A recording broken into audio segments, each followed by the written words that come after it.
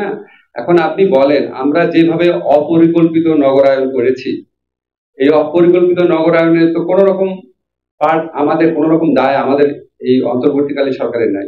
এটা এর আগে পলিটিক্যাল গভর্নমেন্ট গুলা করেছে, এবং ঢাকা শহরকে একটা মানে খুবই ঝুঁকিপূর্ণ শহরে পরিণত করা হয়েছে। আপনার একটা অনেস্টলি একটা কথা বলি, আমার মাঝে মাঝে মনে হয় যে এইরকম যেভাবে আমরা শহর গড়ে তুলেছি, সেখানে আমরা যত দুঃখ পাই, যত কষ্ট পাই, মানে বিমান দুর্ঘটনা না হোক, যে কোনো ধরনের দুর্ঘটনা ঘটেই চলেছে। এবং এটা তো একদিনে সিদ্ধান্ত নিয়ে করার কথা না। একটা শহরকে আপনার পুরা নগরায়নের পদ্ধতি চেঞ্জ করে ফেলার তো 5 থেকে 10 বছরের কাজ। পুরা জাতির ঐক্যমত হতে হবে। ওখান থেকে আপনি একটা স্কুল সরাবেন, আরো অনেক স্থাপনা আছে।